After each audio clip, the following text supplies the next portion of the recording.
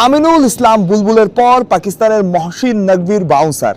বাংলাদেশের বিশ্বকাপ ম্যাচগুলো যেগুলো ভারতে হওয়ার কথা ছিল সেগুলো পাকিস্তানে আয়োজনের ইচ্ছা আছে পাকিস্তান ক্রিকেট বোর্ডের, এমন ইন্টারেস্টই তারা দেখিয়েছে পাকিস্তানের গণমাধ্যমগুলোর খবর।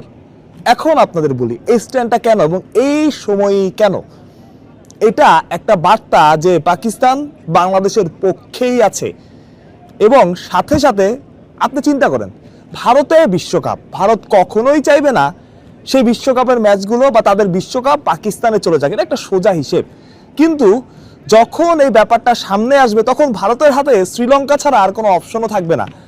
ভারত এখানে বলতে পারবে না যে আমাদের এইখানেই খেলো, কারণ বাংলাদেশ ভারতে খেলতে চায় না, সেটা আনুষ্ঠানিকভাবেই তারা জানিয়ে দিয়েছে। এবং গতকাল আমিনুল ইসলাম বুলবুল বলেছেন অন্য ভেন্যু তো ভারতই, অর্থাৎ ভারতে যে বাংলাদেশ খেলতে চায় না সেটা হায়দ্রাবাদ হোক চেন্নাই হোক সেটা এক রকম পরিষ্কার। এবং আজকে এলো পাকিস্তানের এই ইন্টারেস্টের খবর যে তারা বাংলাদেশের ম্যাচগুলো পাকিস্তানে হোস্ট করতে চায়। ভারত কখনোই সেটা দেবে না, এটা আমার বলে রাখা যায়। পাকিস্তানে বাংলাদেশের ম্যাচ হচ্ছে না সেটা নিশ্চিত, সেটা পাকিস্তানও খুব ভালোভাবে জানে। কিন্তু তারপরেও কেন এটা করা এই কারণে তখন তারা বলবে আমাদের তো পাকিস্তান অপশন আছে, পাকিস্তান আমাদের ম্যাচগুলো করতে চায়, তাহলে আপনারা পাকিস্তানে দেন। তখন তো পাকিস্তানে ভারত দিতে চাইবে না, খুব স্বাভাবিকভাবেই তখন শ্রীলঙ্কাকেই বেছে নিতে হবে। সহজ ভাষায় বললে বাংলাদেশের ম্যাচগুলো শ্রীলঙ্কাতে সরিয়ে নিতেই এই স্ট্যান্ড। আমার কাছে এটা ব্যক্তিগতভাবে মনে হয়, কারণ সোজা ভাষায় এটা সবাই বুঝে, এটা বাচ্চাও বুঝবে যে ভারত তাদের বিশ্বকাপ পাকিস্তানে হতে দিবে না, পাকিস্তানের ম্যাচগুলো হবে না। কিন্তু পাকিস্তান ইন্টারেস্ট দেখানোর মানে কি?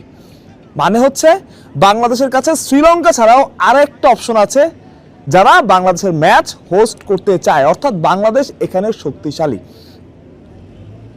অফিসিয়ালি কিন্তু অন্য কোনো দেশ, অন্য কোনো ক্রিকেট জাতি বা যারা বিশ্বকাপ খেলবে অন্য কোনো দল, তারা কিন্তু বাংলাদেশের বিপক্ষে এখনো যায়নি, এখনো স্ট্যান্ড, অনেক গুঞ্জন আমরা শুনছি কোনো স্ট্যান্ড নেয়নি।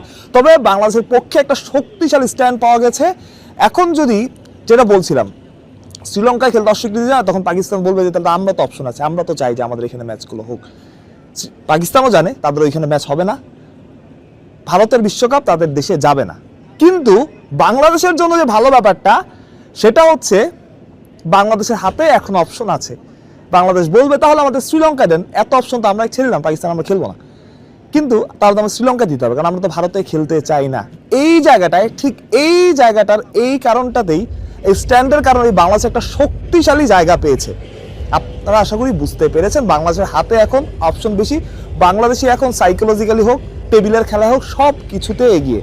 আমরা তো আবার বাড়তি কিছু বলে বোঝানোর দরকার নাই। এখন প্রশ্ন, খবরটা কি? এখন অনেক গুঞ্জন আছে, কোনোটাই কংক্রিট খবর না, অনেক রকম গুঞ্জন।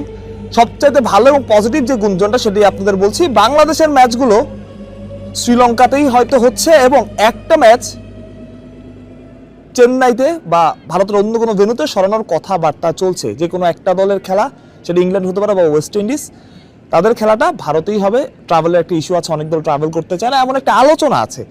কালকেই হয়তোবা সিদ্ধান্তটা চলে আসবে এবং আমিনুল ইসলাম বুলবুলও এই কথাই বলেছিলেন যে দিন দুয়েকের মধ্যেই একটা সিদ্ধান্ত আসতে পারে, সেটা কালকে হওয়ার সম্ভাবনাই বেশি। 3টা বা 4টা জিনিস হতে পারে।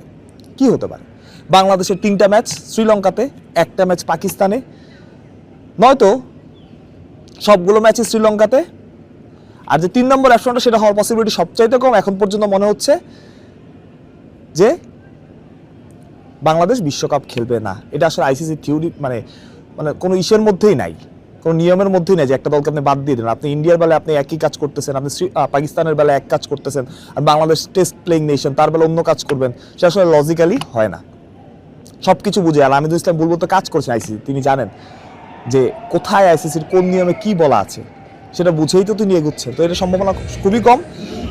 সবচেয়ে বড় ব্যাপার পাকিস্তানে খেলার যে কথাটা উঠেছে এটাও হবে না, এটা আপনি ধরে নেন। সুতরাং বাংলাদেশ এখনো টেবিলে খেলায় এগিয়ে এবং সাহসের যে ব্যাপারটা, যখন বাংলাদেশ এই সিদ্ধান্তটা নেয়, অনেক কথা বলেছিল বাংলাদেশ আইসি নিষিদ্ধ করে দেবে, এমন কথা আমরা শুনেছি। বাংলাদেশ আইসি টাকা দেবে না, বাংলাদেশ বিশ্বকাপ খেলবে না, এটা তো হয়ই না। যে মানে বিসিসিআর বিপক্ষে গিয়ে বিসিসিআর ভারতে খেলবো না, বাংলাদেশের বাংলাদেশ এটা কোনোভাবে বলতে পারে, এটা কোনোভাবে মানবে আইসিসি? কিন্তু দিন শেষে দেখেন সাহসীরা কিন্তু শেষ পর্যন্ত লড়াই করে। মানুষ প্রত্যয় বিডি ক্রিক টাইম।